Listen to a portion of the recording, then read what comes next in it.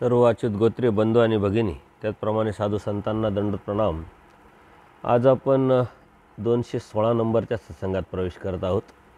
गेली अनेक सत्संगापासून आपण सर्वज्ञ श्री चक्रप्रभूंनी सांगितलेले जे जीवाच्या हिताच्या, जीवाच्या भल्याच्या कारणाने तत्वज्ञान जे आहे त्याचं चिंतन केलं।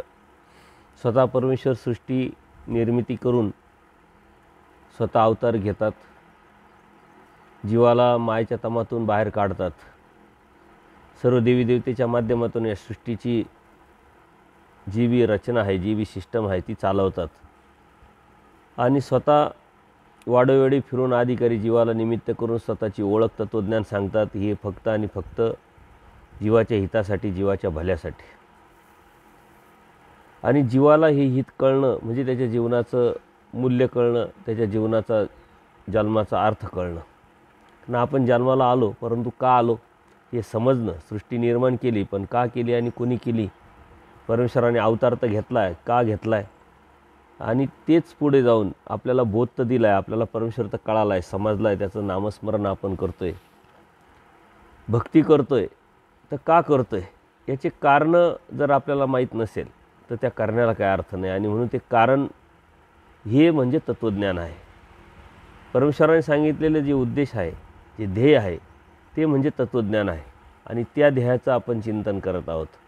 परंतु अनेक सद्भक्तांना धर्माविषयी न्यूनगंड आहे, भीती आहे, करायचं म्हणून करण्याची एक प्रवृत्ती आहे, एक संस्कार आहे।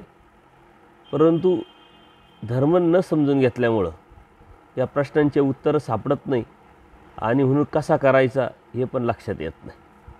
पण जे बाहेर चाललं आहे, आजूबाजूला चाललं आहे, जे लोक करताय तोच धर्म समजून आपण स्वीकारत असतो आणि करत राहतो। परंतु हा सर्वात मोठा अडचण आहे किंवा सर्वात मोठी फसण्याची शक्यता आहे का दिसतं तसं नसतं हे आपण कर्मराटीमध्ये म्हणत असतो।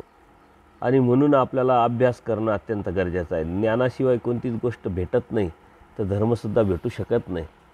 परमेश्वराने स्वतःची ओळख करून देत असताना परमेश्वराच्या प्राप्तीच्या अनुषंगाने काय करावं लागेल या जीवाला किंवा जीवाकडून काय अपेक्षा केलेली आहे स्पष्ट आणि पारदर्शकपणे सांगितलेलं आहे।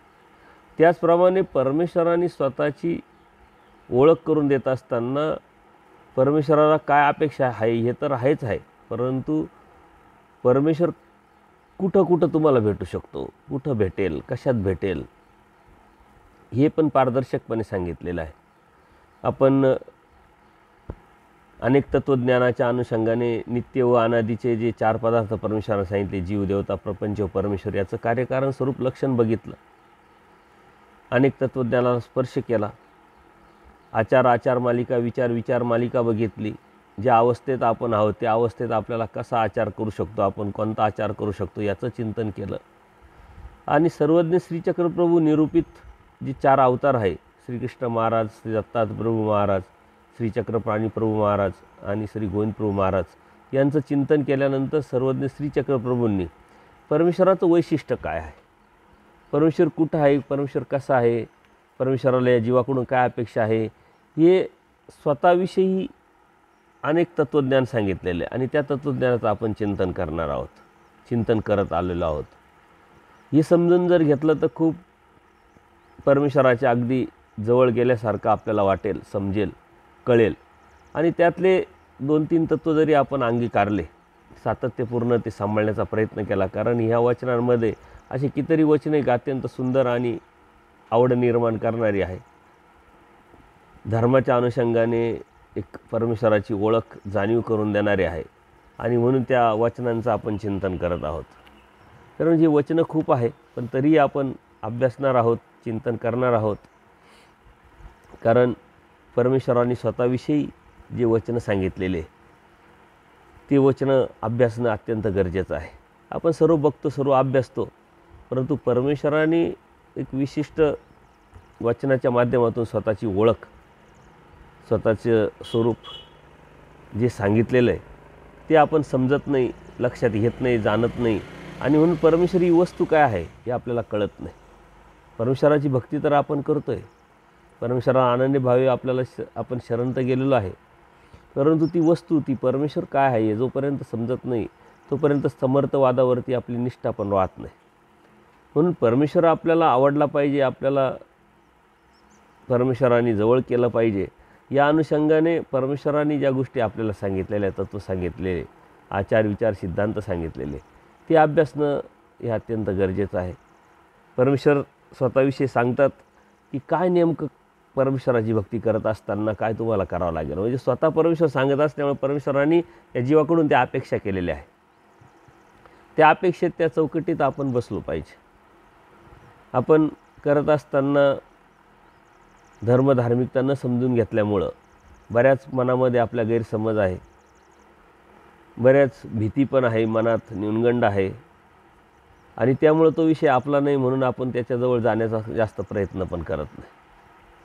परंतु परमेश्वराने सृष्टी निर्मितीचा उद्देश, स्वतः अवताराचा उद्देश, आपल्याला बोध देण्याचा उद्देश हा एकमेव एकच आहे की ह्या जीवाचं हित. आणि जीवाचं भलं कशामध्ये आहे, जीवाचं हित कशात आहे, तर परमेश्वराची प्राप्ती. आणि या प्राप्तीच्याच अनुषंगाने परमेश्वराने तत्त्वज्ञान सांगितलं आहे. बाकी कशाच्याच अनुषंगाने, कशाचाच उद्देश ठेवून तत्त्वज्ञान सांगितलेलं नाही. परंतु आपण तोच नेमका उद्देश जो आहे मूळ, तो विसरतो आणि बाकीच्या उद्देशापर्यंत धर्म आपल्याला दिसत असतो. त्याच अनुषंगाने आपण तो स्वीकारत असतो, त्याच अनुषंगाने आपण बघत पण असतो. परंतु ही धार्मिकता करत असताना आपण सर्वात मोठी केलेली चूक आहे, आणि म्हणून आपण या गोष्टी लक्षात घेतल्या पाहिजे. परमेश्वराने सांगितलं, मागच्या वेळेस आपण जे सूत्र बघितलं, मूर्ती परमेश्वर एक घेऊन एक देती, अमूर्ती काहीच नाही. परमेश्वर स्वतःविषयी सांगतात. परमेश्वर ज्यावेळेस अवतार घेतात, मूर्तधार्या होतात, त्यावेळेस परमेश्वर एक घेऊन एक देतात. म्हणजे जीवाला काहीतरी परमेश्वराला द्यावं लागतं. आता जीवाकडं असं काही नाही आहे परमेश्वराला देण्यासारखं, पण परमेश्वर त्या जीवाची योग्यता, अधिकार वाढवण्यासाठी काहीतरी घेतात आणि खूप काही देतात. पण मागच्या वेळेस बघितलं, सुदाम्याचे थोडेसे पोहे स्वीकारले आणि परमेश्वराने किती दिलं. तसं ग्रहणदान, लीळादान, संबंधदान हा त्याच माध्यमाचा विषय आहे, कैवल्यदान त्याच माध्यमाचा विषय आहे. जे बी परमेश्वर देतात ते जीवाकडून अपेक्षा करतात. ती आट्या शिर्तीमध्ये जर आपण बसलो तर परमेश्वर आपल्याला नक्कीच देणाराच आहे, आणि देण्यासाठीच परमेश्वराने अवतार घेतलेला आहे. परंतु ह्या जीवाचा अधिकार, योग्यता, पात्रता कोणत्या परीक्षेत जोपर्यंत तो पास होत नाही तोपर्यंत पुढं ॲडमिशन घेऊ शकत नाही, पुढं जाऊ शकत नाही. तसंच प्रत्येक गोष्टीचं आहे, तसंच अध्यात्मातसुद्धा आहे. एक विशिष्ट लेवलवरती अवस्था, आपली विचारधारीची अवस्था, त्यागाची अवस्था, आचाराची अवस्था जोपर्यंत आपण गाठत नाही तोपर्यंत ती गोष्टसुद्धा आपल्याला भेटत नाही. ना आपण म्हणतो आम्ही धार्मिकता करतो, परमेश्वराची भक्ती करतो, स्थानं करतो, क्रिया करतो, पण मग हे का भेटत नाही, ते का भेटत नाही, अस्वस्थ का आहे, अडचणी काय आहे, संकट काय आहे, तर त्या अवस्थेला आपण पोचलेलं नाही. जेव्हा त्या अवस्थेला पोचेल त्यावेळेस आपल्याला काही करायची गरज नाही, आपोआपच ते होईल. कारण एक सिस्टम आहे. जेव्हा 10वीमध्ये मुलगा पास होतो तेव्हा तो 11वीला ॲडमिशन घ्यायला पात्र होतो, योग्य होतं, आणि मग तो कुठे ॲडमिशन घेऊ शकतो. त्याच्यातही कोणत्या फॅकल्टीला ॲडमिशन घ्यायचं त्याच्यावरती, ती टक्केवारीवरती ते अवलंबून असतं. म्हणजे नुसत्या पास होण्याला अर्थ नाही आहे, तर एक विशिष्ट मार्क मिळवल्यानंतरच त्याला सायन्सला का BComला का कॉमर्सला की आर्टला, BAला ॲडमिशन घेता येऊ शकतं. कोणती एक्झाम द्यायची आहे, कोणती डिग्री मिळवायची आहे, तर त्याला एक पात्रता असते, ठरलेली राहते. तशा त्या पात्रतेमध्ये सुद्धा जीवाच्या अवस्थेमध्ये ही एक पात्रता आहे परमेश्वरांच्या या अध्यात्मामध्ये.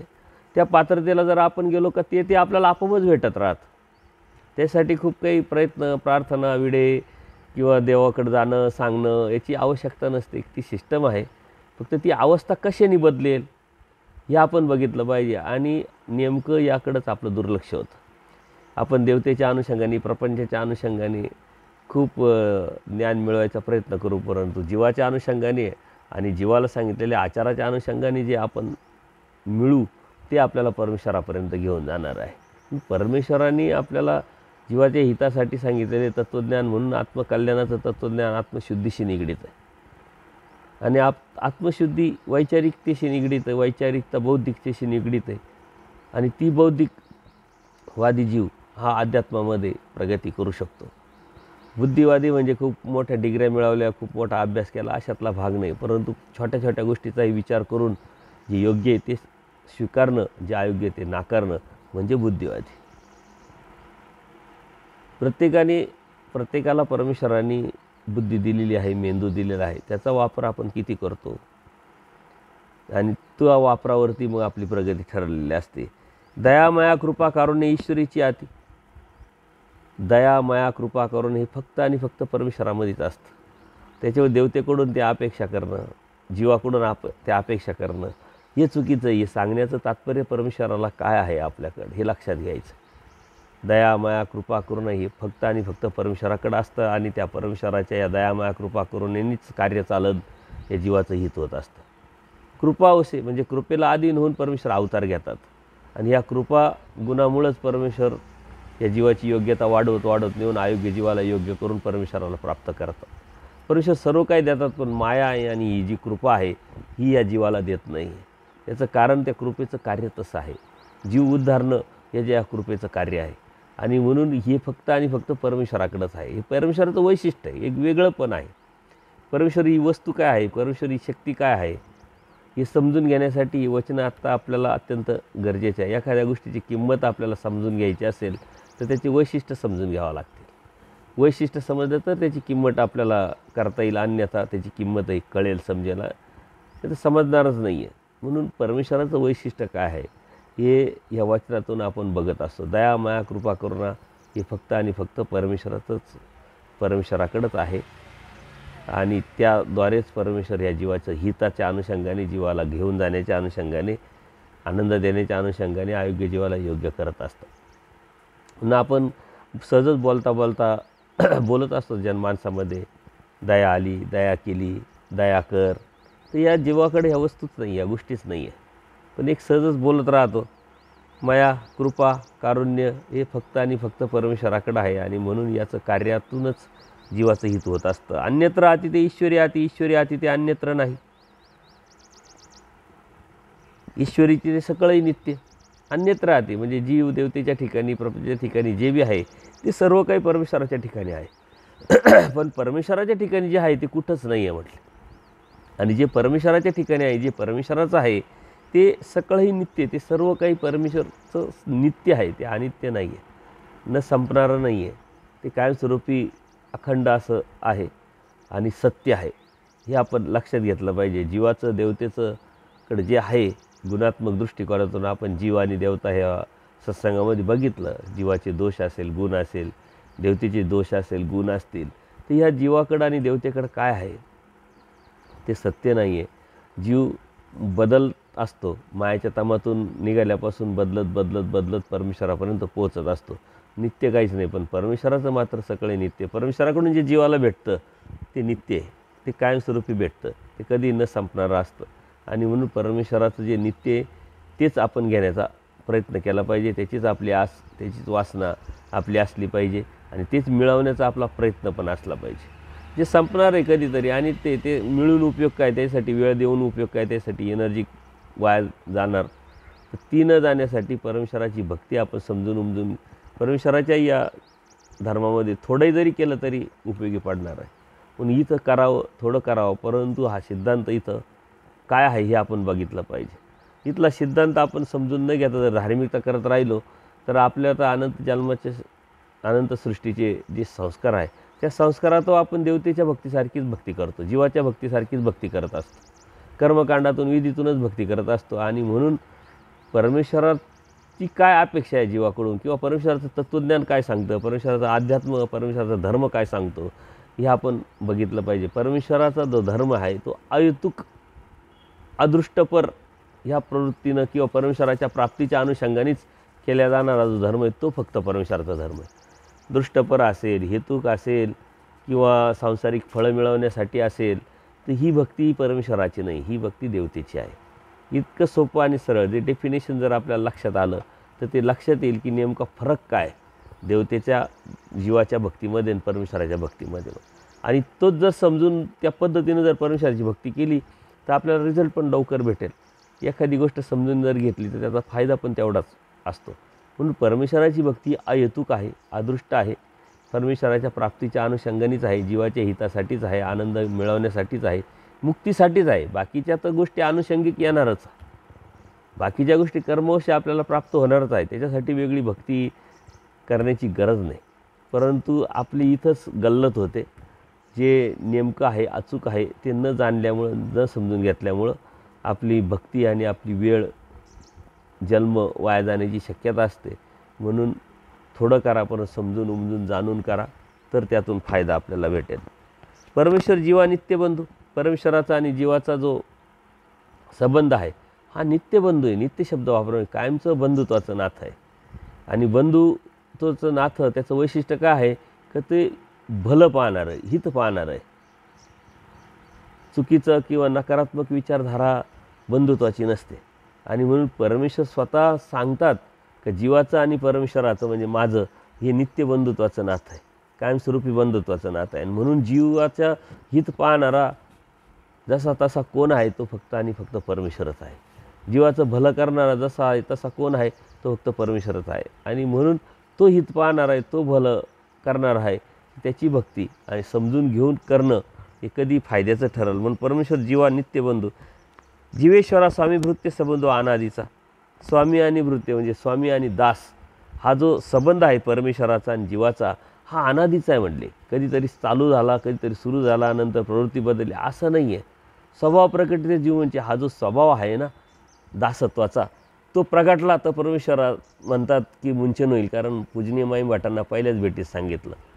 माईम भटांना संभ्रम झाला होता की आम्ही जर केलं तर प्राप्ती होत नाही किंवा मुक्ती होत नाही, तुम्ही सांगताय त्यांनी केलं तर प्राप्ती होईल, मुक्ती होईल, ते कसं काय म्हटले. करतो तर आम्ही पण, म्हणजे अन्य देवतेचे लोकंसुद्धा भक्ती करतातच ना, पण त्या भक्तीतून मुक्ती नाही आणि इकडनं मुक्ती, तर यात नेमका फरक काय.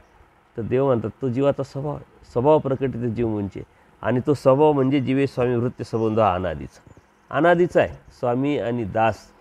परमेश्वर आपले स्वामी आहे आणि आपण त्यांचा दास आहोत. हा जो स्वभाव आहे हा अनादीचा आहे म्हणजे तो समजून घेतला. जीवाचा बंध मोक्षी परमेश्वर क्रीडते.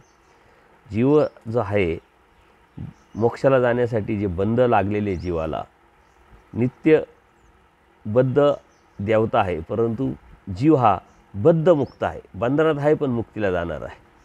आणि त्या मुक्तीला जाण्यासाठी परमेश्वर म्हणतात मी क्रीडतो. त्याला मुक्तीला नेण्यासाठी क्रीडत असतो. परमेश्वर अवतार घेऊन ज्या अनंत लीळा करतात, चेष्टा करतात, या फक्त आणि फक्त जीवाच्या हितासाठीच करतात.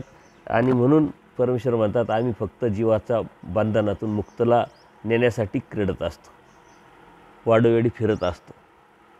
अनंत अवस्थामध्ये परमेश्वराला आपण बघितलेल्या एकांकीच्या लीळा बघा, पूर्वार्धातल्या बघा, उत्तरार्धातल्या बघा.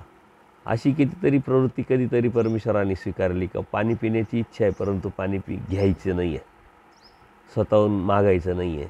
म्हणजे एवढ्या एकांकामध्ये वैराग्य लीळायचे जर बघितल्या तर आपल्या अंगावरती शारे येतात आणि परमेश्वर आपल्यासाठी काय काय करतो याची जाणीव पण होते. आणि म्हणून परमेश्वर क्रीडतात फक्त जीवाच्या हितासाठी, जीवाची योग्यता वाढवण्यासाठी. अयोग्य जीवाला योग्य करायचं आहे म्हणून परमेश्वराने सारं स्वीकारलेलं आहे. परमेश्वर आपण समजून घेतला पाहिजे. ज्याची जीव जीवापासून पावते त्याची परमेश्वरापासून पावते एक वाचून. जी जीवापासून पावतात, जीवापासून मिळवतात, मिळू शकतात, ते परमेश्वरापासून पण मिळू शकतात, पण एक वाचून. परमेश्वरची जी प्राप्ती ही परमेश्वराशिवाय शक्य नाही. परमेश्वर जाणीजे, परमेश्वर पाविजे. परमेश्वराकडूनच जीवाची प्राप्ती आणि जीवाची मुक्ती होऊ शकते. ती एक वाचूनी म्हणजे ती मुक्ती परमेश्वराच्या अनन्य भावी शरण गेल्याशिवाय मिळू शकत नाही. सगळीकडून मिळेल परंतु जे आहे मेन, जे परमेश्वर देऊ शकतात ते मात्र कोणी देऊ शकत नाही. जीव जीवा साजते सकाळी वैजती अत्यंत महत्त्वाचं आहे. जीव जीवा साजते, जीवाला जीव सारखा आहे, जीवाला देवता सारखे आहे, परंतु परमेश्वर आणि जीव हा वैजत्य म्हणजे वेगळा आहे. आणि म्हणून परमेश्वराने जे म्हणितलं आहे ते करण्याची प्रवृत्ती जीवाची नसते. जीव जीवाचा ऐकतो का ऐकतो तर तो साजत्य आहे. म्हणून एक एल्लाईसा नावाच्या भक्त असतात, बाईसाचं त्यांचं काहीतरी कुरबुरी होतात आणि त्या रागून देवाच्या सन्निधानातून निघतात. तर देव समजावतात, बाई कुठं चालल्या, कशाला जातात, तुमचं अनिष्ट होईल. नाही म्हणे आम्ही चाललो त्र्यंबकला. देवाने सांगितलेलं ऐकत नाही, पण आचार्यांना सांगतात देव की जा त्यांना थांबवा, नाही तर म्हातारी अनिष्टाला जाईल. आचार्यांना आश्चर्य वाटतं की तुम्ही सांगितलं, तुम्ही म्हटलं, त्याने थांबल्या आणि माझ्या म्हटल्याने काय थांबणार आहे. म्हणे जा थांबेल. आता आचार्यांना वाटतं देव म्हणता याचा अर्थ काहीतरी आहे म्हणून मग ते जातात. म्हणे काय बाई कशाला जाता तुम्ही? नाही नाही म्हणे, तुम्ही म्हणत असेल तर राहते, अन्यथा मी तर काही थांबणार नाही, कोण कटकट ऐकून घेईल. म्हणे ठीक आहे मी सांगतो म्हणून राहा. आणि त्या थांबल्या. आचार्यांना आश्चर्य वाटलं. ते देवाकडे येतात, म्हणतात हे कसं काय? म्हटले जीव जीवा साजात ते परमेश्वर व्हायच्यात ते. तुम्ही तो जीव जीवाचं ऐकतोय, आप्ताचं वाक्य लागतं. आणि म्हणून परमेश्वरचं जे कार्य आहे हे अखंड जीवाला अयोग्य जीवाला योग्य करण्याचं कार्य हे सुद्धा जीवाकडूनच परमेश्वर करत असतात. कोणा स्तंभा निमित्त करून कोणाला तरी निमित्त करून परमेश्वर बोलतात, उद्धारतात. हे जीवाकडूनच हे कार्य परमेश्वराचं चालू असतं. हे जे आहे हे आपण समजून घेतलं पाहिजे की आपण सुद्धा परमेश्वराने सांगितलं ते कधी ऐकत नाही, ते कधी पटत नाही, आपल्या लक्षात येत नाही. पण एखाद्या जीवाने सांगितलं तर लगेच पटतं, समजतं, करतो आणि ते करायला सुरुवात पण करतो. त्यातला फायदा तोटा नुकसान आपण बघत नाही. तर ह्या ज्या गोष्टी आहेत परमेश्वर काय सांगतायत आपल्याला हे आपण बघितलं पाहिजे. ईश्वरी विषय प्रेम ते दुर्लभ. परमेश्वराचं प्रेम तर दुर्लभ आहेच, परंतु त्याच्या पुढचं विषय प्रेम जे आहे ते अति दुर्लभ आहे. म्हटले ते कोणाला भेटू शकत नाही. ते रुक्मिणी मातेला भेटलं. ह्या ज्या गोष्टी आहे या खूप अवघड आहे. कारण विषय प्रेमाचा जो अधिकारी जीव आहे तो लाखात नाही कोटीत एखादा असतो आणि ते अत्यंत दुर्लभ आहे. परमेश्वराने सांगितलं ते दुर्लभ आहे आणि ती दुर्लभता परमेश्वरापर्यंत हे विषय प्रेम घेऊन जाण्यासाठी अनेक अवस्थेतून त्याला जावं लागतं. आणि तिथपर्यंत पोचल्यानंतर मात्र परमेश्वराचं प्रेम त्या जीवाला भेटत असतं. ते दुर्लभ आहे. भक्ताची थोरी देवची जाणे. भक्ताची थोरी ही देवच जाणतात. कारण स्वामी श्री चक्रधर ज्यावेळेस द्वापारयुगाच्या काही लीळा सांगतात तर त्यावेळेस परमेश्वर स्वतः काय म्हणायचे की उद्धव देव, आणि परमेश्वरालाही श्रीकृष्ण महाराजांनाही देव म्हणायचे. तर महादाईसाला प्रश्न पडला, म्हणले उद्धव देवाला बी तुम्ही देव म्हणतात, हे कसं काय? म्हटले तो तर जीव होता. अर्जुन देवाला बी देव म्हणतात, अर्जुन देव. तर म्हणले भक्ताची थोरी देवच जाणे म्हणे. त्यांची योग्यताच तेवढी होती का त्यांना ते जे शब्द आहे ते बरोबर लागल्या जातात. तर भक्ताची थोरी देवच जाणे. कोणी कोणाची थोरी जाणू शकत नाही. त्या परमेश्वरालाच माहीत असतं या जीवाची योग्यता काय आहे, पात्रता काय आहे, त्याला काय द्यायचं, कशा पद्धतीनं त्याला योग्य करायचं, कशा पद्धतीनं त्याला मुक्तीला न्यायचं, अध्यात्मामध्ये प्रगतीला न्यायचं.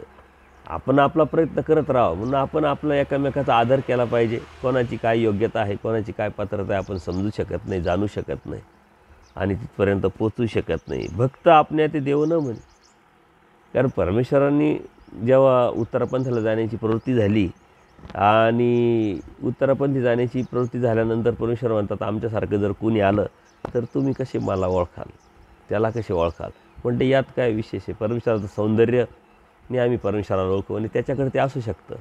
महादाईसा म्हणते देवाला अशी कांदी इथं, आम्ही त्यांनी ओळखू म्हणे त्याच्याकडे ते असू शकतं.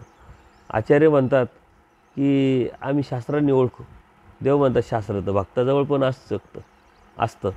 आणि मग आचार्य गप्प बसले. पण मग परमेश्वर स्वतः सांगतात तुम्ही म्हणता तेच बरोबर आहे. परमेश्वराला शास्त्राने ज्ञानाने ओळखलं पाहिजे.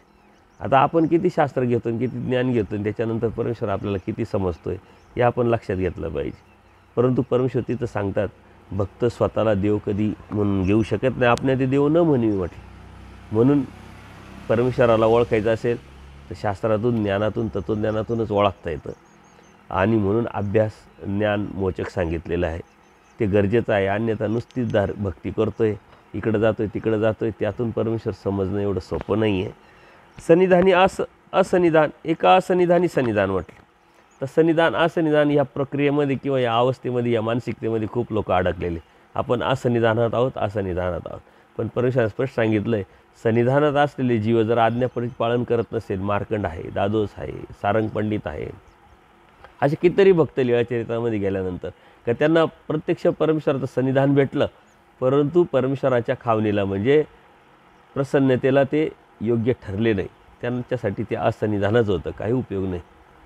परंतु एखादा जीव आहे असन्निधानात आहे म्हणजे अदृष्ट परमेश्वर आपल्याला दिसत नाही आहे, परंतु परमेश्वरांनी सांगितलेलं तत्त्वज्ञान, आज्ञा प्रतिपालन, आचाराच्या अनुषंगाने जर तो पाळत असेल तर परमेश्वराचं हे सन्निधानच आहे. आपल्याला वचनरूपी गोविंदाचं सन्निधान आहे, म्हणजे वचनं पाळणं म्हणजे सन्निधान. तर ह्या ज्या गोष्टी आहे, सन्निधान आहे म्हणूनच आपण जे बी करतो आहे त्याचा उपयोग होईल, त्याचा उपयोग होणार आहे. आणि या सन्निधानात आपण आहोत, ही मानसिकता, ही विचारधारा आपली पक्की आपण ठेवली पाहिजे, जेणेकरून परमेश्वरच्या आपण काही वेगळं आहोत, लांब आहोत, दूर आहोत याची जाणीव होणार नाही. परमेश्वर आपल्या पाठीच आहे. नाथोबांना देव सांगतात, आम्ही कुठं जात नाही, आम्ही तुमच्या पाठीच आहे. पाठ कधी दिसते का आपल्याला? तसं परमेश्वर आपल्याबरोबरच आहे, परंतु ती प्रवृत्ती, ती जाणीव, ती अवस्था आपली विचारांनी निर्माण करणं, भक्तीच्या अनुषंगाने ती निर्माण करणं एवढं सोपं नाही. आणि ज्यावेळेस ती अवस्था निर्माण होईल मात्र मनुष्य कधीच एकटा राहत नाही आणि त्याला एकटं वाटेल, एकटं बसावंसं वाटेल, स्मरण चिंतन करावंसं वाटेल, तेच त्याला आवडेल, बाकी दुसरं काहीच आवडणार नाही. गलबल, गर्दी, मानपान, कार्यक्रम याच्यात तो कुठेच रमणार नाही, कारण परमेश्वराच्या तो अगदी जवळ गेलेला जीव आहे. म्हणून सन्निधानी असन्निधान आणि असन्निधानी सन्निधान हे आपण समजून घेतलं पाहिजे. ज्ञानवृद्ध, ज्ञानपूज्य, ज्ञानवृद्ध तो सर्वत्र पूज्य म्हटले.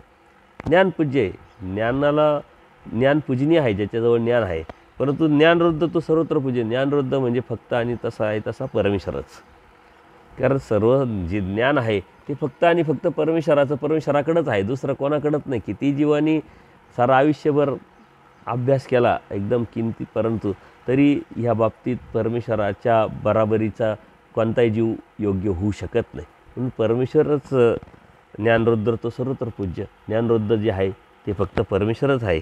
हिरवा टुटवा जीव ईश्वर बोधे बोधवंत, त्याची सरी चैतन्य विद्यावंत न पोवे.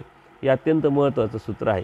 हिरवा टुटवा, ज्याला जीवदेवता, प्रपंच आणि परमेश्वर याचं थोडंफार जरी नॉलेज आहे, ज्ञान आहे, ज्याला बोध झालेला आहे, खूप काही ज्ञान नाही, विधी अविधीचं, आचारा विचाराचं, तत्त्वज्ञानाचं खूप काही ज्ञान नाही. हिरवा टुटवा म्हणजे नाजूक किंवा कोमल किंवा प्राथमिक अवस्थेचा हा जो जीव आहे, त्या बोधवंताची सरी म्हटले चैतन्य विद्यावंताला सुद्धा येऊ शकत नाही. म्हणजे किती आपले मोठे पण परमेश्वराने यातून सांगितलेले की एखाद्या चैतन्य देवतेचा जो विद्यावंत आहे त्याला बी जी स्वस्थता नसते ती इथले त्या नुसत्या नामधारकाला स्वस्थता आहे. त्याची योग्यता त्याच्यापेक्षा याची मोठी आहे म्हटलं. पण आपण हे समजत नाही की आपल्याला परमेश्वराने बोध दिला आहे, तो बोध म्हणजे काय आहे, त्याची किंमत काय आहे आणि त्यातून आपल्याला काय भेटणार आहे ते न जाणल्यामुळं आपण ते लक्षात घेत नाही. आणि भक्ती इतरांची आहे तशाच भक्ती ही पण आहे असं आपल्याला वाटतं आणि आपण तशा पद्धतीनंच करत राहतो, परंतु नाही, आपली भक्ती डिफरंट आहे, वेगळी आहे. स्वतः परमेश्वराने अवतार घेऊन स्वतः श्रीमुखी परमेश्वराने सांगितलेली भक्ती ही जगामध्ये, या सृष्टीमध्ये नाही, अनंत ब्रह्मांडात कोणतीच नाही आहे. कारण देवतेनी आली तर ते काही तत्त्वज्ञान सांगत नाही, ती विग्रहाच्या माध्यमातून कीर्तात आणि ती भक्ती करायला लावतात. ते कर्मकांडात त्रिगुणात्मक देवतेची भक्ती ही आणि परमेश्वराची भक्ती त्यात खूप मोठा फरक आहे. म्हणून परमेश्वरांनी आपल्याला जे सांगितलं हे आपण लक्षात घेतलं पाहिजे आणि ते लक्षात घेतलं आणि ते केलं तरच ते आपल्याला उपयोगी पडत असतं. हे आठ चावटा बोलावे परी येथून दिदले विन कवनाई घेऊ घोटो नाही. हे अत्यंत महत्त्वाचं. हे आठ चावटा बोलावे. परमेश्वर काय म्हणतात, तुम्ही कुठेही बोला, कधीही बोला. आठ चावटा म्हणजे बाजारात बोला, कुठेही पारावर बोला, चार लोक जिथं थांबतात बसतात त्या कट्ट्यावरती बोला, परंतु येथूनही दिदले विन म्हणजे परमेश्वर म्हणतात मी दिल्याशिवाय, मी सांगितल्याशिवाय, मी उमटावल्याशिवाय मात्र कोणीही, कोणताही जीव कोणालाही काही देऊ शकत नाही. घेऊ घोटो नाही म्हणजे तो घोकून घेऊ शकत नाही, चिंतन करू शकत नाही, त्याला कळू शकत नाही, समजू शकत नाही. म्हणजे हा अधिकार परमेश्वराच्या मर्यादेतला आहे, अधिकारातला आहे. आपण त्याला हात लावू नये. परंतु परमेश्वराने यावरती खूप सुंदर तत्त्वज्ञान सांगितलं आहे, अर्थाप्रती बोलायला सांगितलं आहे. बरं, ज्याला अर्थता नाही आहे तर ते बोलू नका, कारण अन्य कष्टाचा दोष पण लागेल. परंतु हे समजलं पाहिजे का नेमकं कोणाला बोलायचं, कुठं बोलायचं, कधी बोलायचं, किती बोलायचं आणि काहीच नाही बोलायचं, हे आपण समजलं पाहिजे, आपण समजून घेतलं पाहिजे. परमेश्वर म्हणतात हाटचावाटा बोलावे, तुम्ही कुठेही बोललं तरी माझ्याशिवाय ते कोणी देऊ शकत नाही, कळू शकत नाही, त्याला लक्षात येणार नाही. जसं MECBवरून लाईट आहे, परंतु आपण बटन दाबलं तर लगेच लाईट लागेल, फॅन लागेल, पण लाईटच नाही. किती बटनं दाबले, किती फॅन लावलं, काय उपयोग आहे का? पण परमेश्वराची कृपा, परमेश्वराकडूनच जे आहे ते खरं आहे आणि तेच भेटत असतं. येथूनही वानरेषा काही न व्हावे परिपुरा जीवाशी विज्ञान देऊ नये. परमेश्वर म्हणतात वानराशी एकूण व्हावे, म्हणजे सर्व काही द्यावं असं परमेश्वर म्हणतात जीवाला माझी इच्छा आहे, परंतु विज्ञान देऊ नये. विज्ञान म्हणजे अनाचा आन करणे, अभावाचा भाव करणे, भावाचा अभाव करणे. म्हणजे जर त्याला तर दिलं तर धर्मापासून जाईल, परमेश्वरापासून जाईल आणि लोक त्याचीच परमेश्वर म्हणून भक्ती करायला सुरुवात करेल आणि तो त्यातच अडकेल. म्हणून परमेश्वर आपल्याला सर्व आहे, आपल्याकडं बोध देताच परमेश्वराने बऱ्याच गोष्टीची शक्ती आपल्याला दिलेली आहे. अनेक देवत्यांची अनुकूलता आपल्याला प्राप्त होत असते, परंतु इनॲक्टिव्ह आहे ती ताकद, ती शक्ती. जर ॲक्टिव्ह केली तर आपण खूप मोठं कार्य होईल आणि त्या कार्यातून परमेश्वरापर्यंत आपण जाऊ, धर्मावरून जाऊ. म्हणून इनॲक्टिव्ह केलेली शक्ती आपल्याकडे असते. जेव्हा अप्रोक्ष ज्ञानात जाते तेव्हा मग मात्र ती ॲक्टिव्ह होत राहते आणि पुढं पुढं पुढं त्याचं कार्य पण चालतं. आणि कसं कसं आपल्यामध्ये शक्ती येत राहते हे उदाहरण प्रकरणात गेल्यानंतर आपल्या लक्षात येतं. तर ह्या ज्या गोष्टी आहे शाब्दज्ञानामध्ये आहे आपल्याकडे सर्व, परंतु इनॲक्टिव्ह म्हणजे काय का त्याचं कार्य नाही. आपण धर्मात राहणार नाही, परमेश्वराच्या भक्तीत राहणार नाही. म्हणून परमेश्वर म्हणतात द्यायची तर इच्छा आहे, परंतु विज्ञान देव नाही म्हणून मी देत नाही आणि दिलं नाही. आचार्यांच्या बाबतीत देवाने सांगितलं आहे. हा काही आपले बोलेल, हा तिचीच बोलेल. परमेश्वर स्पष्ट आचार्यांना एक वर दिलेला आहे, उत्तरापंथी जाण्याची प्रवृत्ती आहे परमेश्वराला, परंतु आचार्य बोलणं म्हणजे अप्रत्यक्षरित्या परमेश्वरच बोलणं आहे. म्हणून हे वचन आपण घेतलं की हा आता काही स्वतःचं बोलेल, म्हणजे स्वतःचं काहीच बोलणार नाही, तिचंच बोलेल. म्हणजे फक्त परमेश्वराचं जे खरं आहे, जे सत्य आहे, जे यथार्थ आहे तेच बोलेल म्हटले. त्याच्या आचार्यांना हा वर दिलेला आहे. ज्यावेळेस बाईसा म्हटलं की आम्ही नव्हतो, तुम्ही काय सांगितलं आहे सांगा आम्हाला, म्हणे आचार्यांना विचारा.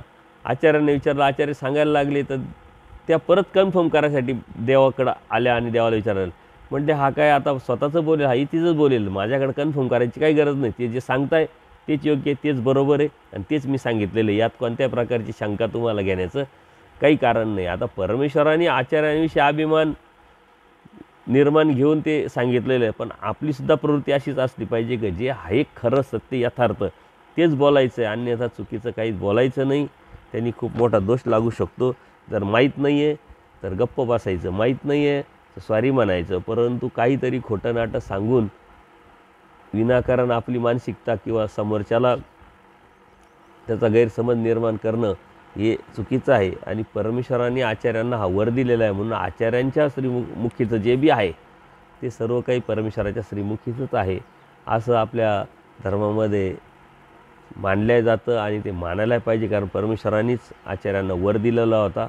आचार्य तर त्या योग्यतेचे होते, झाले होते, परंतु आपल्या निमित्तकारणे आपल्यापर्यंत धर्म पोचवायचा आहे म्हणून आचार्यांना त्यांनी थांबवलं आणि त्यांच्याच प्रेरणेने मग हे सारं साहित्य, धर्म, तत्त्वज्ञान आपल्यापर्यंत आलेलं आहे. म्हणजे सर्वांना निमित्त आपल्याला आचार्य आहे हे लक्षात आपण घेतलं पाहिजे. येथूनही तुमची थोरी सांगितली तरी माथ्या डोळे जाती, परमेश्वर स्पष्ट सांगतात जीवाला.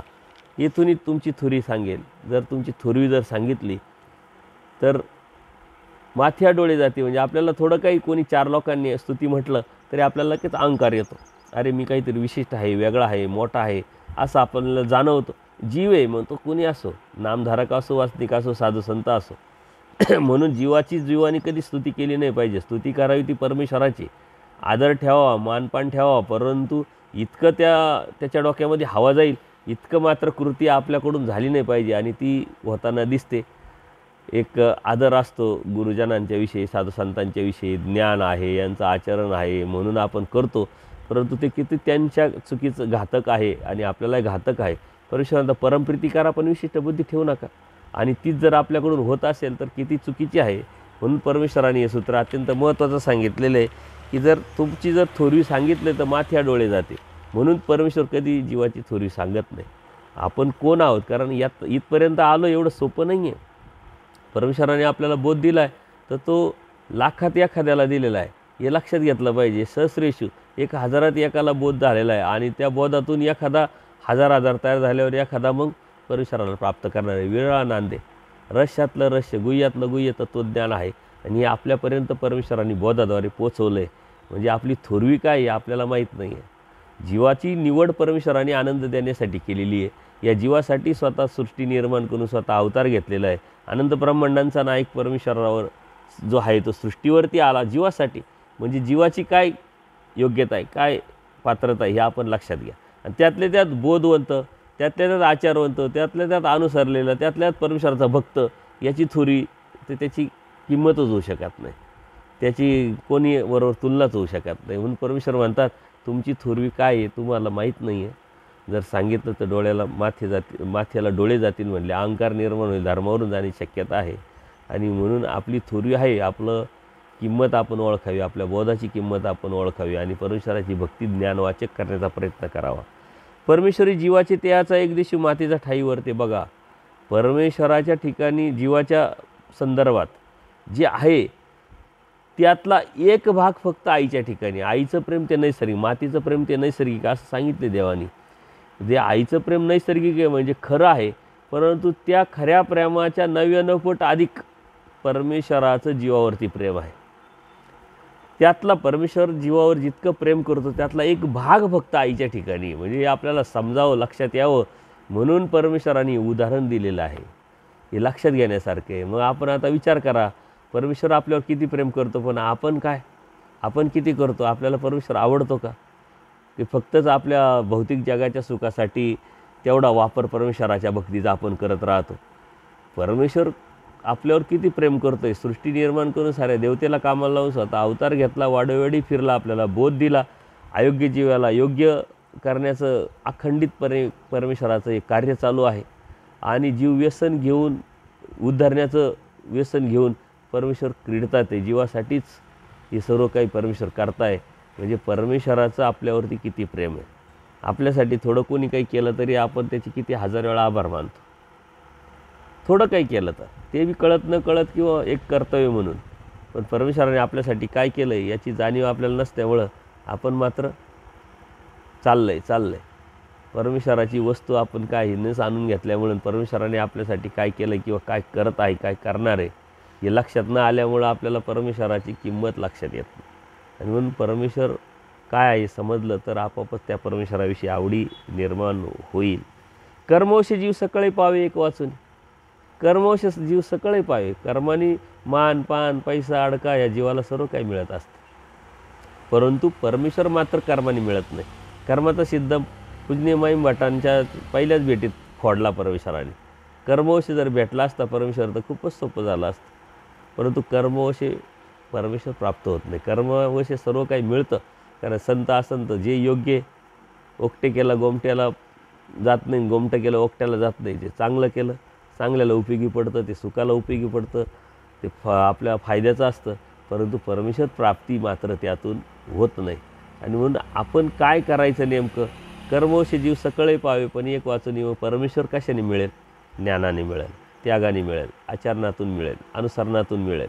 पण परमेश्वर मिळवायचं आहे तर तेच करावं लागेल, त्याच्याशिवाय पर्याय नाही. परमेश्वराने जे सांगितले, जी परी आहे ती जर सांभाळली, ती स्वीकारली, ती पाळली तरच मिळेल, अन्यथा नाही. जीव अर्जक देवता फळदाती, चैतन्य व्यापारते परमेश्वर उद्धरिता.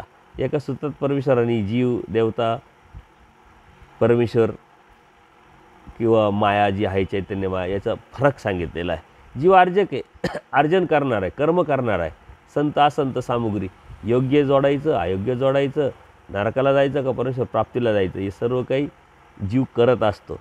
देवता फळदाती, आणि ज्या जीवाने जे केलं तेच देवता देत असतात. त्या काही अनर्जित दाता नाही. तुम्ही जे अर्जन केलेलं आहे तेच सुख दुःख भोग जे बी आहे ते देवता देत असतात, कारण ते सिस्टमचा एक भाग आहे. देवतेला ते कामच आहे. चैतन्य व्यापारतं, जी चैतन्य जे आहे ते व्यापारच्या माध्यमातून हे सर्व सृष्टी चालवायचं काम, अनंत ब्रह्मांडाचं काम करत असतात. परंतु परमेश्वर मात्र उद्धरित आहे. परमेश्वर हा उद्धारण करणारा आहे. या जीवाचं उद्धारण करणारा फक्त आणि फक्त परमेश्वरच आहे, हे आपण समजून घेतलं पाहिजे. अनंत ब्रह्मांडे, अनंत देवता, अनंत जीव आणि अनंत परमेश्वर. आता परमेश्वर काय? अनंत परमेश्वर तो एक, परंतु अनंत परमेश्वर का होतात? तर अनंत जीवाला उद्धारायचं. देव कच्छ होती, मच्छ होती, नरामध्ये अवतरती, तिरेच्यामध्ये अवतरती, देवामध्ये अवतरती, वेडा होय पिसा होय पण चालता बोलता देव तो दुर्लभ. परमेश्वर अनंत का घेतात अवतार? तर अनंत जीवाला, अयोग्य जीवाला योग्य करायचं. मग कोणाला कुठं, कोणाला कुठं, कोणत्या पद्धतीनं त्याच्याकडून एक घेऊन एक देतात, त्या पद्धतीनं परमेश्वर या जीवासाठी क्रीडतात आणि परमेश्वरा जीवाचा उद्धार करतात. आणि हे उद्धारण करण्याचं काम अनंत ब्रह्मांडात अनंत देवता अनंत जीवासाठी चालत असतात. आणि ते अनंत परमेश्वराचे सुद्धा अवतार घेतात. देवतासुद्धा अनंत अवतार विग्रह रूपात क्रीडत असतात किंवा अवतार घेऊन कार्य करत असतात. परंतु ते सुद्धा त्याचा उद्देशसुद्धा परमेश्वरांनी त्यांना ह्याच कामाला लावलेलं आहे की जीवाचा उद्धार कसा होईल. त्या सिस्टमचा एक भाग असल्यामुळं त्यांनासुद्धा कामाला लावण्याचा उद्देश एकच आहे की जीवाचा उद्धार. पोरे हो तेच काही नेणे जे असे तेच सगळे जाणून नेणे जे की गोविंदप्रभू बाबांच्या संदर्भात परमेश्वरांनी सांगितलं आहे. आणि आपण सर्वज्ञ श्री चक्रप्रभू निरूपित गोविंदप्रभू महाराजांचं चरित्र जे बघितलं त्यात या सूत्रांवरती आपण चिंतन केलेलं आहे की तेच काही नेणे जे असे तसं काही त्यांनी काही जाणलेलं नाही किंवा त्यांना काही माहीत नाही अशातलं थोडंच आहे. सगळे जाणूनसुद्धा ते न जाणल्यासारखं करतात म्हणले त्यांचं वैशिष्ट्य गोविंदप्रभू बाबांचं. येथून जरी अव्यवस्था होई तरी व्यवस्था ती कुठूनही व्हावी. परमेश्वर म्हणतात सर्व जी जगाची सृष्टीची जी व्यवस्था आहे तीच आमच्याकडून व्हायला पाहिजे. जर आमच्याकडूनच अव्यवस्था झाली तर मग व्यवस्था तरी कोण करेल आणि कुठून होईल म्हटले. ते म्हाळसा देवीचं एक यात्रा भरलेली होती आणि त्या यात्रेला भरपूर गर्दी होती. परमेश्वर म्हणतात बाईसांना जर आम्ही ठरवलं तर सर्व ही यात्रा आमच्याकडे आकर्षण करून घेऊ. बाईसा म्हणतात करा बाबा हे सर्व. अहो म्हणले इथूनच सारी व्यवस्था आम्ही करायची आणि इथून आमच्यापासूनच अव्यवस्था झाली तर व्यवस्था कोण करील म्हटले. त्या म्हाळसा देवीचं सारं अप्रतिष्ठा होईल म्हटले. सारे लोक माझ्याकडे येतील मग काय करायचं. तर अशा काही लीळा घडतात पण परमेश्वर म्हणतात ही सारी व्यवस्थाच मला जर करायची. म्हणून देवतेच्या अनुषंगाने देवता भक्ती करणारे सुद्धा जे बी आहे ते अज्ञान असल्यामुळे देवता भक्ती करतात आणि त्यांना वाटतं ती देवताच मला काहीतरी देत असते. परंतु परमेश्वरच देत असतो. देणारा परमेश्वरच आहे आणि ती व्यवस्था परमेश्वरानेच केलेली आहे. परंतु त्याचं अज्ञान असल्यामुळे त्याला असं वाटतं की ह्या देवतेने मला दिलं ती देवता मला देणार आहे. देवता मात्र काहीच देत नाही कारण देवता ह्या नित्यबद्ध आहे. पण बोध आपल्याला दिल्यामुळं आपल्याला हे कळालं आहे. आणि हे कळूनही जर आपण विकल्प करत असेल काही चुकीचं छोट्या छोट्या संकटात चुकीचं काम करत असेल मिश्रभक्ती करत असेल तर किती मोठा तो दोष आहे किती मोठं चुकी आहे हे आपण लक्षात घेतलं पाहिजे. अनंत शक्ती परमेश्वर सकाळशी विषय व्यवस्था करते. अनंत शक्ती परमेश्वराकडं अनंत शक्ती आहे. सकाळशी विषय व्यवस्था म्हणजे सर्व देवी देवतेचं असेल जीवाचं असेल सारी विषय व्यवस्था परमेश्वर करतात. किती मोठं कार्य किती मोठं समर्थवाद आहे हा परमेश्वराचा आपण जर लक्षात घेतला तर किती मोठी सिस्टम या जीवासाठी क्रीडते करते. किती मोठी सिस्टम परमेश्वरांनी या जीवासाठी कार्याला लावलेली आहे. सकाळशी प्रत्येकाची विषय व्यवस्था. म्हणून जुने लोक म्हणायचे की ज्या देवानी चोच दिली तोच देव चारा पण देईल. त्याच्यामुळं कोणाचं काही टेन्शन घ्यायचं काही कारण नाही. प्रत्येकाने आपापलं कर्म घेऊन जन्माला आलेला राहतो. त्याच्यानुसार कर्माने तो जगत असतो. आपण आपलं कर्तव्य करावं ड्युटी करावी. परंतु आपण त्या अज्ञानापोटी एवढं व्यापलेलं असतो आपल्या प्रपंचामध्ये आपल्या कर्तव्याच्या भावना विसरून की माझ्याशिवाय यांना कोणीच नाही मी नाही केलं तरी काहीच करू शकत नाही जगू शकत नाही अशी भावना निर्माण करतो आणि पूर्णपणे त्यात व्यापलेलो असतो. हे सर्व काही अज्ञान आहे अन्यथा ज्ञान आहे हे आपण समजून घेतलं पाहिजे. परमेश्वरांनी प्रत्येकाची व्यवस्था केलेली आहे कारण त्यांनी त्याचे कर्म घेऊनच तो जन्माला आलेला आहे. आणि त्या कर्मानुसार सकळही पाहावे म्हटले कर्मवश्य सकळही पाहावे म्हटल्यानंतर आपण काय करायचं. आता ऋणानुबंध संबंध आहे पूर्वजन्माचे म्हणून त्याचं देवाणघेवाण जे बी आहे ते कर्तव्याच्या भावनेतून आपण करावं आणि केलं पाहिजे. परंतु परमेश्वरांनी जर सारी व्यवस्था केलेली आहे तर त्याच्या बाबतीत खूप मोठं टेन्शन खूप मोठा विचार करण्याची काही आवश्यकता नाही. की अचिंतांत शक्ती परमेश्वर आणि के चिंतामणी कामधेनू. अचिंत जो कोण परमेश्वर त्याची आणि चिंतामणी म्हणजे व चिंता केल्यानंतर तो मनी जो आहे त्याला काहीतरी देणारा म्हणजे कल्पवृक्षाची आणि परमेश्वराची कुठं बराबरी होईल का. तर हे परमेश्वर कधी सांगतात की जेव्हा हे औसादेवी भिक्षेला जातात कोणाकडं गणपत आपयंकड जे पूजनीय माईम भटांना निमित्त आहे त्यांचे गुरु आहे सासरे आहे मामा आहे. तर औसादेवी बडबडी त्यामुळं परमेश्वराचं वर्णन त्या करतात त्यांना आकर्षण होतं आणि मग ते म्हणतात आम्हाला बी देवाची दर्शन घडून द्या परवानगी घ्या म्हणे ठीक आहे चला. आणि मग ते जेव्हा घेऊन येतात डोमेग्रामला औसादेवी गणपत आपयंना तर त्यांना स्थिती होते आणि स्थितीच्या भरात त्या झाडावर चढून देवाची त्या स्तुती करायला लागतात. का देव चिंतामणी, देव कामधेनू, देव कल्पतरू, आणि हे बी म्हणतात हा बाई हा बाई हा बाई.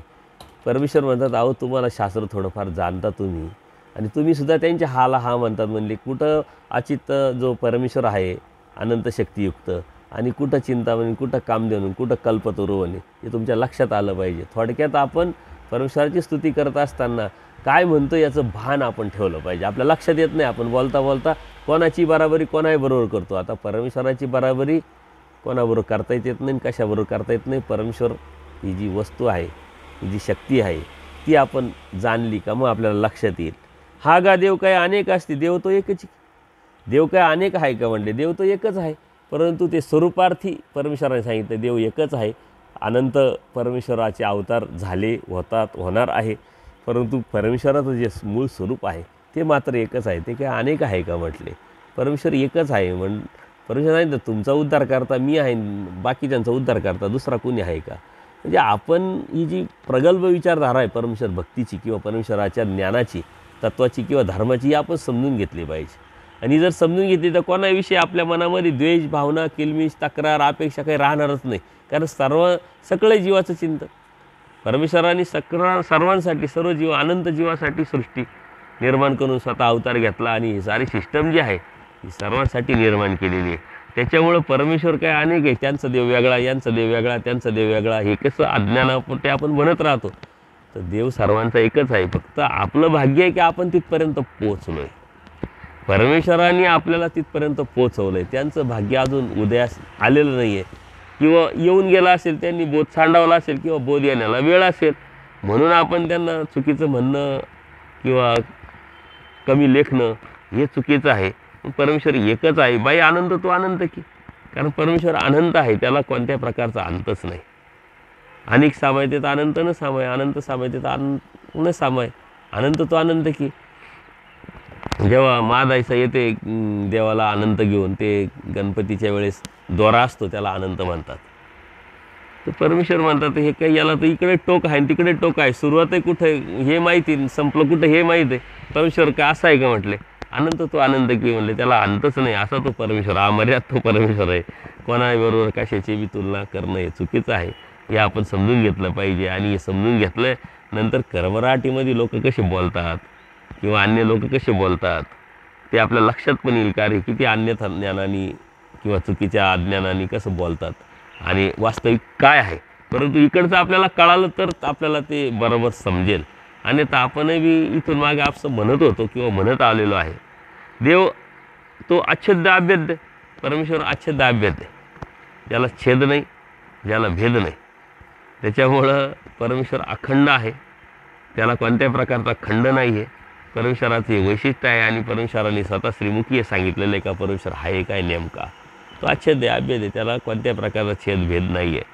परंतु तरी यामध्ये लोक अडकलेले आहे की परमेश्वराचं हनन करत्यापुरतं हनन नाही, भजनापुरतं भजन नाही, या सूत्राचा आधार घेऊन परमेश्वराचं काही झालं असेल, काही गोष्टी होत असतील असं आपण समजतो. परंतु ते करण्याची ते होण्याची आवश्यकता नाही, ते होऊ शकत नाही. कारण परमेश्वर शक्तियुक्त आहे, सगळे शक्तियुक्त, अच्छेद अभेद आहे. फक्त एखादीची वाईट प्रवृत्ती आहे किंवा असंत सामग्री आहे, त्या माध्यमातून त्याचा प्रसव आहे, तर ते परमेश्वर स्वीकारतात. याचा अर्थ ती क्रिया, ती घटना, ती गोष्ट झालीच पाहिजे असं नाही आहे. या भ्रमामध्ये अनेक लोक अडकलेले आहे. आणि एकीकडे तत्त्वज्ञान परमेश्वर स्वतः श्रीमुखीचं काय सांगतात आणि एकीकडं आपण काय समजतो हे चुकीचं आहे. परमेश्वराने जे श्रीमुखीत सांगितलं ती ब्रह्मवाणी आहे, ती सत्य आहे, ती आपण स्वीकारली पाहिजे, समजून घेतली पाहिजे. आणि नंतरच त्याची विचारधारा आपली तयार होईल आणि या भ्रमातून, या गैरसमजातून आपण बाहेर पडू. बाई जीवार्चन घडे पण ईश्वरचन ते काहीच नाही घडे. जीवार्चन घडे म्हणले, ईश्वरचन काहीच नाही घडे. जीवाचं भजन पूजन करल, हे करल, त्याची सेवा करल, असं सर्व करल. परंतु परमेश्वर घडणं एवढं सोपं नाही. इंद्रिय भट नावाचे जे भक्त आले होते ते परमेश्वराची जेव्हा पूजा करायला लागले ते म्हणले ईश्वरचन कोणाचंही घडत नाही म्हणले, कोणालाही घडत नाही. पण आपणही बी करतोय आज. पण परमेश्वराची भक्ती करत असतानाही परमेश्वराच्या ठिकाणी आपली भक्ती किती आहे आणि ती कशी आहे ना, आपली ती घडती आहे का. आपण क्रिया करतोय परमेश्वराने स्वीकारावी, पण ती स्वीकारात पडते का, त्या अनुषंगाने, त्या उद्देशाने, त्या चौकटीत बसते का. भक्तीसुद्धा करत असताना त्या भक्तीचं जे परमेश्वराने अपेक्षा केलेली आहे तशा पद्धतीनं आपण ती भक्ती करतोय काय. जीवार्चन घडे, जीवाने सांगितलेलं जे आहे ते अर्चन घडतं म्हटले, परंतु परमेश्वराने सांगितलेलं जे अर्चन आहे ते काहीची नाही घडे, कोणाकडूनही घडू शकत नाही. पुढचं सूत्र तर अत्यंत महत्त्वाचं आहे. बाई तुम्ही मायकी, मायेचा ठाई आणि येत सकळी सामायिकी. ज्यावेळेस एक बाई येते, तिची मुलगी असते परमेश्वराच्या ठिकाणी, ते आल्यानंतर तेवढ्यात ज्या साधाईसा असतात त्या रिंगणीचे फुलं घेऊन येतात. त्या साध्या असतात, परमेश्वराच्या रिंगणीच्या फुलांनी त्यांनी पूजा केलेली असते. आणि त्या बाईची जी मुलगी आहे, परमेश्वर काय म्हणतात साधाईसाला की काय सुवर्ण पुष्पांनी तुम्ही पूजन करताय म्हटले आमचे, आणि केलं आहे म्हणे. तर त्या बाईच्या मुलीला काही त्याचं एवढं गांभीर्य नसतं. ती लगेच ते फुलं घेते आणि ते म्हणते हे तर रिंगणीची फुलं, हे सुवर्ण थोडी फुलं आहे. परमेश्वर म्हणतात तिचा भाव सुवर्णाचा आहे म्हटलं. आणि मग ती जी आई असते ना, तिला ते वाईट वाटतं, चुकीचं वाटतं की हिनं असं चुकीचं कार्य केलं देवाच्या समोर. आणि मग ती तिचे दोष सांगायला सुरुवात करते की ही अशीच आहे, ती तशीच आहे. आपणही बी असा आपला प्रसंग येत राहतो. मग परमेश्वर तिला सांगतात बाई तुम्ही मायेकी, मायेच्या ठाई म्हणजे आई आहात तुम्ही, आईच्या ठाई आणि परमेश्वराच्या ठाई सकळही सामायिकी म्हणजे सर्व काही दोष जे आहे ते सामावले जातात. म्हणून आपले अनंत दोष परमेश्वराला माहिती आहे. परमेश्वर म्हणतात तुमचे दोष जर मी सांगितले तर पोटी सुरी सोसो मराल, म्हणजे तुम्ही पोटात सुऱ्या घालून मरून घ्याल म्हटलं, एवढे दोष. परमेश्वराला सारं माहीत असताना सुद्धा परमेश्वर मात्र या जीवासाठी क्रीडतात, अवतार घेतात, येतात. आपल्याला आपण अयोग्य आहे तरी योग्य करण्यासाठी जे बी आहे ते करतात. म्हणजे बघा, विचार करण्यासारखी गोष्ट आहे. आपण परमेश्वर ह्या सत्संगांमध्ये याचं वैशिष्ट्य आपण बघितलेलं आहे परमेश्वराचं. तर परमेश्वराच्या ठिकाणी सकळही जे दोष आहे आपले ते सामावले जातात. ज्यावेळेस परमेश्वर आपल्यावर नजर टाकतात, जे बी आहे ते नकारात्मक ज्या गोष्टी आहे परमेश्वर दुर्लक्ष करून विसरतात आणि आपल्याला योग्य करण्यासाठी प्रयत्न करतात. आपली आईसुद्धा आपलं हितच पाहते, आपलं भलंच पाहते. त्याच्या मनामध्ये कधीच मुलाचं आपल्या याचं अहित नसतं. आणि ह्या ज्या गोष्टी आहे त्या आपण समजून घेतल्या पाहिजे. एका सूत्रात परमेश्वराचं किती मोठं वैशिष्ट्य सांगितलं आहे ते आपण लक्षात घेतलं पाहिजे. का सारे दोष परमेश्वराला माहिती आहे, तिथं लपून काहीच उपयोग नाही, तिथं लपवण्यात काहीच अर्थ नाही म्हटले. पोरेव जैसे मासे तैसे तुम्ही, येथून तुमची थोरी सांगिजेल तरी माथी या डोळे जाते. हे पूर्ण परत आलं ज्यावेळेस महादाईसा भिक्षा करून येतात. भिक्षा देवाला दाखवल्यानंतर खातात आणि उरलेलं जे आहे औसा देवी, तर त्या पाण्याच्या पाटामध्ये ते झटकतात तिथं. आणि देव जेव्हा जातात तर ते पाहतात की तुम्ही काय केलं, तर म्हणे खातील बिचारी मासे. आणि मग म्हणतात अहो तुमची आणि त्या माशाची कुठं बराबरी आहे का, जे मासे तशी तुम्ही का म्हटले. तुमची जर सोंगरी आम्ही सांगितली थोरी तर तुमच्या माथ्याला डोळे जातील म्हणून आम्ही सांगत नाही. आणि नरक योनीतला जीव कुठं तुम्ही देवाचं सन्निधान, तसंच आपल्या बाबतीत एखाद्या नरक योनीतला जीव कुठं आपण परमेश्वराचा बोध झालेला आहे. जीवदेवता प्रपंच परमेश्वर 4 पदार्थ कळाले आणि तरी आपण त्या जनावरासारखं जर वागत असेल, राहत असेल, तर मग या असण्याला काय अर्थ आहे. परमेश्वर स्पष्ट सांगतात की तुमची त्यांची काही बराबरी होत नाही. तुम्ही खूप पुढं आलेले आहात आणि ते खूप पाठीमागं आहात. आणि तरी तुम्ही त्या पद्धतीनं वागणं, बोलणं, राहणं जर असेल आणि त्यांना तुम्ही काही वेगळं समजत नसेल तर मात्र काय उपयोगाचं नाही. बाई येत याचा अभिमान मा हे काही याप्रती बोलेले की परमेश्वर म्हणतात आम्ही तर निराभिमान आहे पण आपला लागेच अभिमान. परमेश्वर निराभिमान आहे, परंतु जो आपला आहे, जो जीव आहे ज्या योग्यतेचा, त्याचा अभिमान परमेश्वर घेतात. आणि असंच ज्यावेळेस आचार्यांना याला इसा बोलते, काही व्यवहारावरून काही होतं त्यांचं माहिती आहे म्हणे. एकदा महादाईसा पण आचार्यांना बोलते. अशा बऱ्याच प्रसंगातून परमेश्वरांनी अभिमान आचार्यांचा घेतलेला आहे. म्हणजे तुम्ही त्यांना नाही बोलले म्हणे, ते मलाच बोलल्यासारखे म्हणले. म्हणजे किती मोठा अभिमान परमेश्वरांनी या जीवासाठी घेतलेला. नाथोबांना स्वतःचं अवयव म्हणून घेतात. मंडळी को आमचा अवयव की म्हणून, म्हणजे आपलं भाग आहे शरीराचा म्हटले. म्हणजे मायापुराचा भाग देवानी जीवाला करून टाकला, तर त्या जीवाची तशी योग्यता होती. आपल्याला सुद्धा धर्माचा एक भाग व्हायचा आहे नुसतं, त्याच्यानंतर परमेश्वराच्या याचा भाग होऊ शकतो. परंतु आपण परमेश्वराच्या या धर्माचा भागसुद्धा होतो की नाही, आणि त्याच आपल्या हिताचं आहे, आपल्या भल्याचं आहे, आपण लक्षात घेतलं पाहिजे. परमेश्वर किती मोठा अभिमान घेतात हे आपण लक्षात. आधी येत बुद्धी व्हावी मग येथीच्या परिवारावरही व्हावे.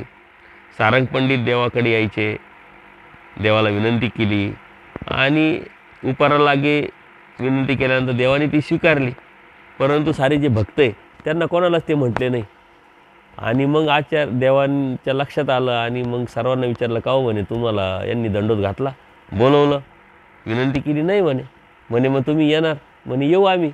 तुम्ही अवसर बघायला या म्हणे, पण तुम्हाला जर जेवायला बोलवलं नाही तर कशाला जेवायला, तुम्ही इथंच खाऊन घ्या म्हणे. चालेल म्हणे, बरोबर आहे म्हणे, पण आम्ही म्हणू म्हणे, पण तिथं तुम्ही म्हणजे बरोबर. बाईसांनी सर्वांना जेव घातलं. पोटभर जेवल्यानंतर सारे सारंग पंडिताच्या घरी देवाबरोबर सारे भक्त लोक गेले. तर देवाचं पूजा अवसर वगैरे सर्व झाल्यानंतर ताटं वाढल्या गेले आणि मग सारंग पंडित म्हणतात, बसा तुम्ही पण. तर नाही म्हटले, आम्ही जेवण करून आलो आणि जेवण करून आले. म्हणे देव म्हणतात खोटं खोटं, बसा ना म्हणे. सारंग पंडित म्हणतात, नाही म्हणे देवा, आम्ही जेवण करून आलो म्हणे, आम्ही तुमचा अवसर पाहायला आलो, आम्ही काही जेवायला नाही आलो म्हणे. सारंग पंडित म्हणतात, जाऊ द्या, खातील आमचे भोजे म्हणले, आमच्या घरातले जे नौकरदार आहे ते खातील. ते बाईसांनी ऐकलं आणि बाईसांना खटकलं. आल्यानंतर बिरारी बाईसांनी विचारलं. देव म्हणतात, अहो त्यांची पहिले आमच्यावर तर बुद्धी येऊ द्या, मग परिवारावर होईल. आमच्यावरच बुद्धी नाही तर तुमच्यावर कशी काय बुद्धी येईल म्हटले. तसं परमेश्वराला आपण समजून परमेश्वरावरती पहिले बुद्धी आली पाहिजे. परमेश्वराच्यावरती आपली निस्सीम प्रेम, आवडी, निष्ठा असली पाहिजे. मग परिवार, मग तो नामधारक असो, साधासा नामधारक असो, तरी त्याची किंमत आपल्याला कळेल की अरे हा माझ्या देवाचा आहे, हा अच्युत गोत्री आहे, अच्युत, त्याच्यावर परमप्रीती केली पाहिजे. मग आपल्यालासुद्धा आपला जो धर्माचा असतो ना, त्याच्याविषयी एक वेगळं प्रेम निर्माण होत असतं, वेगळं प्रेम वाटत असतं. कारण का, तर परमेश्वर आपल्याला समजला आहे, कळालेला आहे. म्हणून परमेश्वराचा परिवारसुद्धा तो परमेश्वर पहिले आपल्याला कळायला पाहिजे. मग सर्वांविषयी आपल्या मनामध्ये एक आदरभाव, प्रेम राहील आणि ती निर्माण करण्यासाठी परमेश्वरावरती पहिले आवडी, प्रेम निर्माण झालं पाहिजे. आता पहिले परमेश्वरच कळायला पाहिजे, तरच परिवार कळेल. आता याच्यामध्ये काही लोक सांगतात की सन्निधान तसं होतं ना, आता असन्निधान पहिले परिवार नंतर देव, असं काही नसतं. पहिले परमेश्वरच कळायला पाहिजे, तेव्हाच त्याची किंमत कळेल. आपण जेव्हा आम्ही फिरतो रस्त्याने, कुठं काही कामानिमित्त जातो, तर साधुत्वाचे कपडे असतात, परंतु कोणाला काही गांभीर्य नसतं, ते कोणी बघत पण नाही. त्याला देवच माहीत नाही आहे, तर देवाचा परिवार कसा माहीत होईल? कोणाला तरी थोडंफार माहीत असतं, बाबा एक महानुभाव संप्रदायाचे लोक आहे हे, तरी ते काही खूप असं आदरयुक्त बघत नाही. पण त्यांना जर परमेश्वरांनी बोध दिला, जे बोधवंत आहे किंवा धर्माचे आहे, उपदेशी आहे, नामधारक असेल, वासनिक असेल, साधुसंत, त्यांना किती प्रेम असतं आपल्याविषयी. का, तर परमेश्वर कळाला आहे म्हणून परिवार कळाला आहे, म्हणून परिवाराची किंमत कळाली, म्हणून आपल्यामध्ये प्रेम निर्माण होत असतं, आपण एकमेकाचा आदर करत असतो. बाई येथे आले आणि प्राणी जाळता जावे ते निवावे की म्हटले. तू अहो आमच्याकडं आले आणि त्यांना तुम्ही यांना इथंच त्रास दिला तर मग दुसरीकडे जाऊन कुठं निववतील? एक बाई आली आणि त्या बाईंच्या कारणाने देवाच्या श्री मुकुटाला घराचं जो आहे दरवाजा तो लागतो. आता बाईचा प्रेम भक्त त्यांना काही सण होत नाही आणि त्या बायांनाच बोलायला लागले, कोण रांडा आल्या म्हणे देवाला, असं असं झालं म्हणे. मग देव म्हणतात, अहो ते येतात आमच्याकडे शांत होण्यासाठी. इथंच जर त्या शांत नाही झाल्या, इथंच जळाल्या, तर कुठं जाऊन त्या शांत होतील म्हटले. आलिया आणि प्राण्या जळता म्हणजे येथे आलिया जर प्राण्या जळतच जर गेले, मग आमच्याकडे शांत होण्यासाठी आल्या आणि त्या जर जळतच गेल्या, दुःखी होऊनच गेल्या, तर म्हटले शांत तरी कुठं होतील? त्याच्यामुळं परमार्गातला प्रत्येक जीव किंवा आपल्याकडं आलेले जीव असतात, अन्य जरी असले तरी शांत होण्यासाठी, धर्म समजून घेण्यासाठी, जाणण्यासाठी आलेले असतात. तर त्यांना आपण अनादर न करता आदरयुक्तच आपण बोललं पाहिजे, सांगितलं पाहिजे. धर्मतत्त्वज्ञान, त्याची अर्थता, त्याची कुवत, त्याची कॅपॅसिटी बघून आपण त्याला सांगण्याचा आपला प्रयत्न असला पाहिजे. अन्यथा नाही तुम्हाला जमणारच नाही, तुमचा अधिकारच नाही, तुम्ही असेच करता आणि आम्ही तसेच करतो, असं जर म्हणत राहिलं तर ते आणखीनच जळतील, आणखीन दुःखी होतील. म्हणजे काय बाबा, आम्ही यांच्याजवळ आलो आणि यांनी आम्हाला काही सांगितलं नाही, उलट आमचा अधिकार नाही, आम्हाला झाडलं. तर हे चुकीचं आहे आणि याच्यामुळंच आपल्या धर्माला अनेक गोष्टीची अडचणी निर्माण झालेल्या आहे. आज लोकांपर्यंत लोकाभिमुख एवढा मोठा तत्त्वज्ञान असताना का लोकांचं झालं नाही? तर देवाने ज्या जीवांवरती जबाबदारी टाकलेली त्या जीवाची मांडणी चुकते. समजणं सांगणं चुकतं आहे आणि म्हणून आपण पहिले धर्म समजून घेऊन मग त्या पद्धतीनं सांगितला पाहिजे. कारण परमेश्वराचं जे अखंड कार्य आहे कोणाला तरी निमित्त करून म्हणजे आपल्या माध्यमातूनच चालू आहे. त्या योग्यतेचा बनवणं आपण आपल्याला आणि त्या पात्रतेचं आपण राहणं होणं हे आपण समजून घेतलं पाहिजे. येतीचेनी सन्निधानी कर्मे नासाना तरी के नासाल नाही का. परमेश्वराच्या सन्निधानातच जर कर्म जे आहे ते नासणार नाही तर कुठं नासाल म्हटले. येतीचेनी सन्निधानी म्हणजे सन्निधानातच जे नाचतात ते दुसरीकडे कुठं नासू शकत नाही. सन्निधानातले जे कर्म आहे ते सन्निधानातच नासावं लागतात. म्हणून परमेश्वर सांगतात की वाराणसी की जे ते वाराणसी इकडं तिकडं केलं तर वाराणसीला फेडावं लागेल, वाराणसीला केलं तर कुठं फेडावं लागेल. अन्य राहाटीमध्ये आहे काही जर झालं तर वाराणसी काशी आहे हिंदू धर्माची तिथं जाऊन करायचं. परंतु वाराणसी जाऊनच जर चुकीचं काम केलं तर मग फेडायचं कुठं. तसं परमेश्वराच्या परमार्गात आपण सन्निधानातच अप्रत्यक्षरित्या इकडं तिकडं केलं तर इथं आपण फेडू, प्रायचित्त घेऊ, दुःख करू आणि त्यातून बाहेर पडू. पण इथं येऊन जर घाण केली तर मग कुठं फेडणार आहे. तर हे अत्यंत महत्त्वाचं आहे. हे आपण समजून घेतलं पाहिजे. परमेश्वराने आपल्याला या छोट्या छोट्या तत्त्वज्ञानातून खूप मोठी उपलब्धी करून दिलेली आहे. ते आपण समजून घेऊन हे जाणून घेऊन परमेश्वराची भक्ती केली पाहिजे. काही प्रतिक्रिया असेल तर नक्की कळवा. दंडोत प्रणाम, दंडोत प्रणाम.